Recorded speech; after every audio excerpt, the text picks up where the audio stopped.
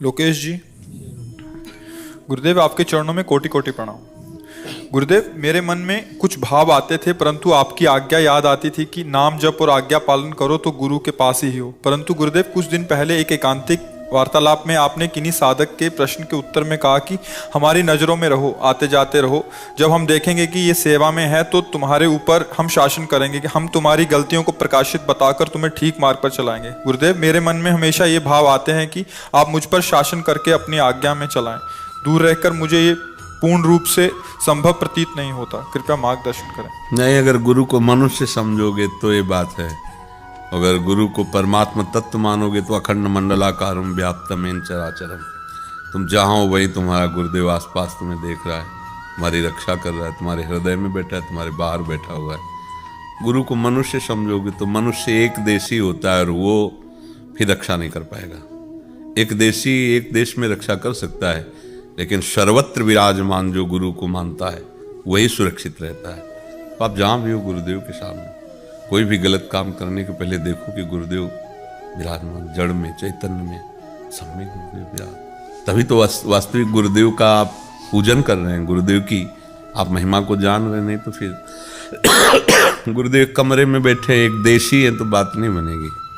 अखंड मंडलाकारम व्याप्तमेन चराचरम तत्पदम दर्शितमेन तस्मै श्री गुरुवे नमः। और कुछ बातें बच्चा ऐसी होती हैं कि जो सामने वाले के अनुसार उत्तर दिया जाता है, वो सबके लिए नहीं हो सकता।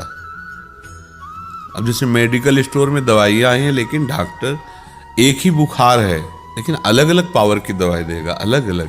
अब कह दो वो टेबलेट सूख दिया हमको भी, तो नहीं है, उसके मन के अनुसार चलो, अपने नहीं। ऐसे मानो किसी उपासक को देख रहे हैं, उस समय अंदर स्फुरणा हो रही, ऐसा ही इसको उपदेश देना है।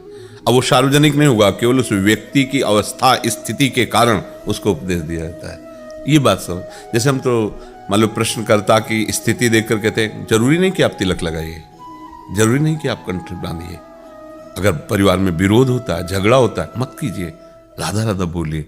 अब ये सिद्धांत तो नहीं हो गया ना, ये पर्सनल उसके लिए उपदेश, उसकी परिस्थिति के कारण उपदेश है। ऐसे कई उपदेश होते हैं जो परिस्थिति के कारण उसके लिए केवल होते हैं, सार्वजनिक नहीं होते। तो ऐसे प्रश्न अगर अपने दिमाग में आए तो उत्तर ले लेना चाहिए। हमें देखना है हमारे योग्य क्या है, हमारे लिए क्या आदेश है। उसके लिए ऐसा आदेश तो ऐसा तो नहीं कि उसके जैसा ही मेरे को आदेश है। अगर वो सार्वजनिक है तो बात अलग है, अगर पर्सनल उपदेश है। अब यहाँ सार्वजनिक उत्तर कम, पर्सनल उत्तर होते हैं। जैसे आप प्रश्न कर रहे हैं तो आपकी तरफ देखा, आपकी स्थिति क्या है, आपकी भावना क्या है, उसके अनुसार उत्तर। वहाँ जो बोलते हो सार्वजनिक बोलते हैं।